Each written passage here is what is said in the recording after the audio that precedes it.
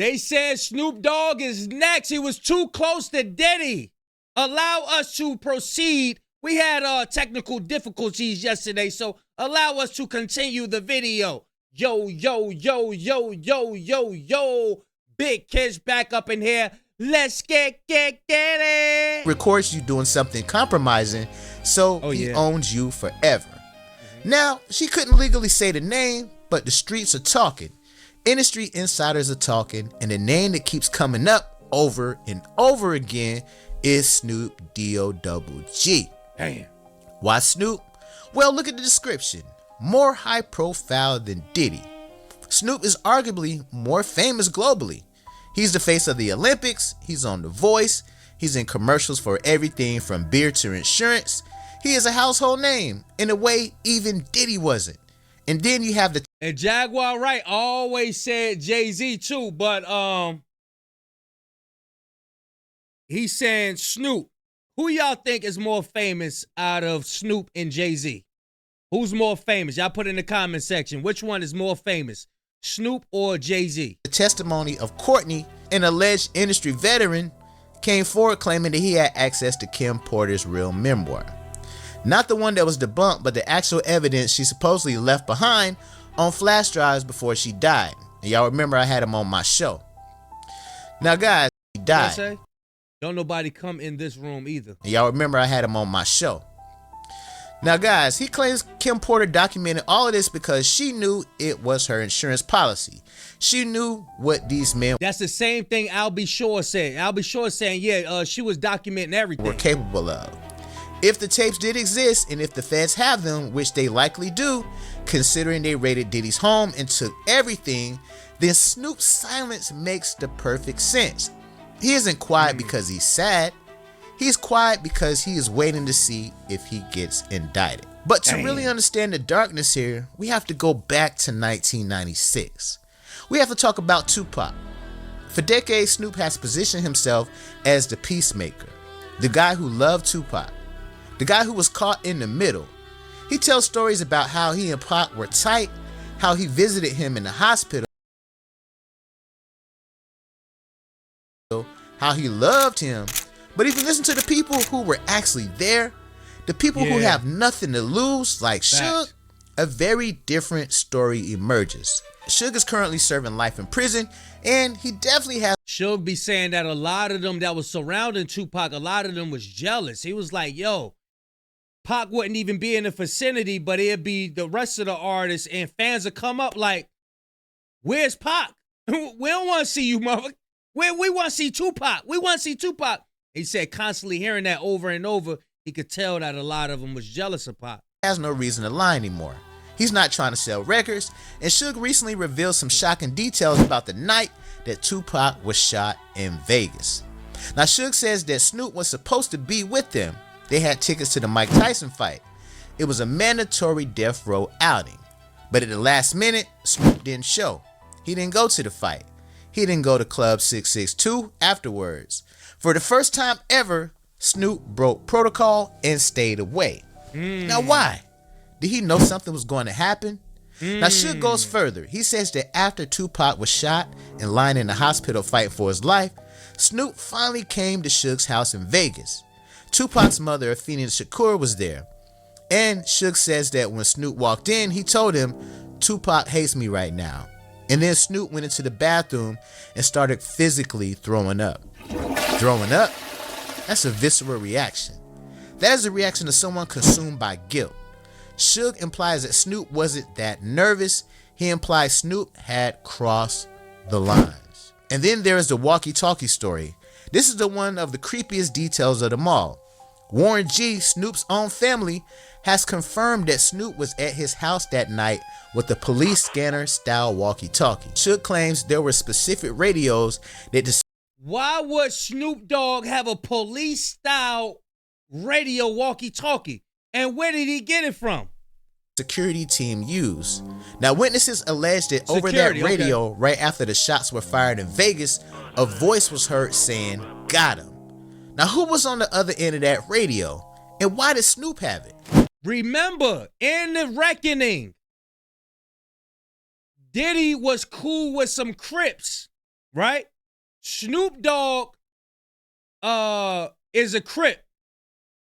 Orlando, I think it's what, Baby Lane or something like that. He's a Crip. Suge Knight is come from a blood neighborhood. I think he might have been a blood. You know what I'm saying? But maybe this is why Snoop Dogg was close to Diddy. You know what I'm saying? And because he had to know the people that was around Diddy. He had to know those Crips that was with Diddy. So he's like, damn, I'm going to sit at home because I ain't about to be rolling with these blood dudes. You know what I'm saying? This is crazy, bro. Now, there is a theory supported by Ali Carter and other insiders that Snoop had already been flipped. That the East Coast versus West Coast war was real, but the lines were blurry. The theory is that Diddy, the Black Clinton, as some call him because of his untouchable status, had already pulled Snoop to his side. They suspect Snoop was working with Bad Boy while pretending to be Death Row. Now, if that's true, it changes the entire history of hip-hop. Yep. It means Snoop didn't just survive the rap wars. It means he might have helped orchestrate the fall of his own team to save himself. Now, this is all allegedly. Alleged. We have to get a little weird. We have to talk about the things that happened behind closed doors. The things that Gene Deal, Diddy's former bodyguard, has been screaming about for years. Now, Gene Deal describes Diddy as a demon. He doesn't mean that metaphorically, he means it literally. He talks about the parties with specific vibrations, specific temperatures, red rooms, and rituals. He talks about seeing Diddy participate in rituals with birds, doves that wouldn't fly, that would just drop dead. Gene Deal says Snoop wasn't just a guest at these parties, he was a participant. Now, there's a concept in the industry known as the boiled egg. Suge Knight has talked about this as well. I heard about that. It's a humiliating, degrading ritual that acts as an initiation. It's a test of loyalty. The idea is that if you are willing to do this act, this specific degrading act involving your body, then the powers that be know they own you. They know you would do anything for fame. Suge Knight explicitly said Snoop passed the boiled egg test. And what's strange is that Snoop has the weird obsession with eggs on social media. He posts about them. He jokes about them. To the average fan, it's just Snoop being high and funny. But the people who know the code, it looks like signaling. It looks like he's telling the club, I'm one of you. I did what I had to do. Now, this connects back to Ali Carter. She's a survivor of child trafficking who has been trying to tell her story since 2020. She explicitly named Snoop Dogg. She said, you guys are canceling Dr. Seuss and Aunt Jemima, but you are cheering for Snoop at the Super Bowl halftime show? She alleges that Snoop is actually deeper in the trafficking network than Diddy. She claims that while Diddy is the loud, flashy frontman, Snoop is the one who really operates in the shadows, using his nice guy image to lure people in. She calls him a predator, and back in 2020, people laughed at her. They said, not Snoop, he's the Martha Stewart guy. He's the weed guy. But look at where we are now. Diddy is locked up, the feds have the tapes, and Ali Carter's accusations don't sound so crazy anymore. Now, this brings us to the most brilliant and perhaps... This was a scene in a commercial. And the guy was like, what made you do all of this weird stuff in the commercial? Diddy was like, hey, this is the stuff that's on my mind. So I believe Diddy had the opportunity to present a certain type of commercial. And Ali Carter's accusations don't sound so crazy anymore. Look, this is the commercial, y'all. You able to see everything that he was fantasizing because, again, the commercial was up to him. He was the director of this commercial. Y'all got to see the reckoning, y'all. For those that didn't see, you got to see it. And this brings us to the most brilliant and perhaps most sinister part of Snoop's career, the rebranding. Think about Snoop in 1993. He was on trial for unaliving somebody. He was the scariest rapper back then in America. He was straight gangster rap. Now look at him. He's the honorary coach of the U.S. Olympic team. He is on NBC Prime he had to go through. He had to do the Snoop Lion thing first. That's probably what they doing with Kai as well. Kai Cenat. Time he is making cookies with Martha Stewart. He is the most family-friendly, corporate safe rapper in history. Now why? How does that happen? The theory is that this is a protection racket. When you become that valuable to corporate America, when you become the face of NBC in the Olympics, you become too big to fail. The networks protect you. The brands protect you. Because if Snoop goes down, he takes hundreds of millions of dollars of advertising revenue with him. Notice the timing. Every time a rumor starts to bubble up about Snoop's past, suddenly he gets a massive deal. Suddenly he's carrying the Olympic torch. It's the ultimate distraction. Just look over here. Look at the funny dancing man. Look at the sealed indictments. But that shield, y'all, is cracking. The Diddy documentary has pierced the armor. Because this isn't just about PR anymore. This is about federal crimes, and the FBI does not care about your T-Mobile commercial. So let's bring it all back to the present day. They don't care how famous you are, but people know people. The higher you go, people know people. Hey, look, we're going to get him off of that. You never know, bro. 50 Cent released The Reckoning. He knows what he's doing. He didn't just put the documentary out to hurt Diddy. He put it out to shake the tree and see what else falls out. Gene Deal, the bodyguard, said he wasn't included in the doc because he knows too much. He knows the part that implicates people other than Diddy. He implies that if he told the whole story, half of Hollywood would be in handcuffs. Now, Snoop's silence is the loudest sound in the room right now. If he was innocent, he would be laughing this off. He would be on Instagram Live making jokes about Diddy. He would be distancing himself. But he can't put himself away because the photos exist. The tapes allegedly exist. The memoirs exist. We are reaching a house of cards that has stood for 30 plus years. And it's starting to wobble. Now, Diddy was the first domino, but he won't be the last. So guys, I want you to ask yourself, do you believe that Uncle Snoop's persona, or do you think that image was carefully crafted to hide a much darker reality? Do you think he's hiding something about Pac? Do you think he's the high-profile celebrity on those tapes? Now, the feds are going through the evidence right now. The sealed indictments are sitting on a desk somewhere.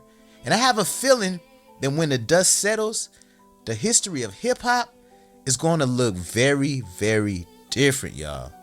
I don't think nobody in our generation right now is prepared for what's about to come down. Now, Snoop has been quiet, but the truth... Snoop been quiet. Steve Harvey been quiet. Snoop is signed with Master P, right? Why he not going to the basketball games and all that with Master P? I didn't see any pictures of him and Master P. No, like, bro, what is this? Look at these pictures. These pictures mean something, man. You constantly around, like y'all constantly around each other. Diddy was cool with them Crips over there. Allegedly, he got paid to do to take one of the death row chains. Y'all gotta watch The Reckoning, bro. Gotta watch The Reckoning, man. Allegedly. I pay anything to get somebody get whatchamacallit whack. And then Gene Deal said, yeah, it was $1 million check. It was one. The truth is getting louder every single day. And as somebody who lived in Long Beach for a long time, I mean, people idolize Snoop. But unfortunately, he is tied in timelines, in videos, and evidence to Sean Combs. And if we just look back at his life, it's not as clean as what we remember or what we see right now in the media. Right. Now, was Snoop Dogg not saying nothing to defend his homie? Look, you constantly in pictures with him. You're the right wing. You on his right, you on his left. Steve Harvey. So is this the big three? Steve Harvey, Snoop, and Diddy. His family? I think Snoop Dogg is only loyal to himself. He was never loyal to Pac. He definitely doesn't seem like he's loyal to Diddy. He's only loyal to himself and that bag. That's what's been... These are different pictures. different pictures. Now, I'm not saying it's just because somebody in a picture with somebody that they was, you know, with her. But what I'm saying is you're not going to be close to a person and you not know some of the things that they did. Bird of a feather flock together, bro. Now, if y'all watched the past video, the video we did today, we reacted to, Steve Harvey got all these damn clips of him talking about baby oil. Like, this stuff ain't no coinky dink, boy. You got all these clips of you talking about baby oil. And I believe those clips was before they found all that baby oil in Diddy crib. And keeping him going for the past 30 years. That's what's been keeping him successful. Him moving himself away from everybody else. Y'all see how he did my homie Daz. Now y'all check for me and Daz song. Me and Daz got a song out called Lionel B featuring Daz, Donks in the West. Y'all make sure y'all go ahead and put that song. It's on all platforms. But man, back to the story. Snoop is corrupt. And y'all, we're going to see him go. Look, leaning on his shoulder. Then he what he do with Baby from Cash Money?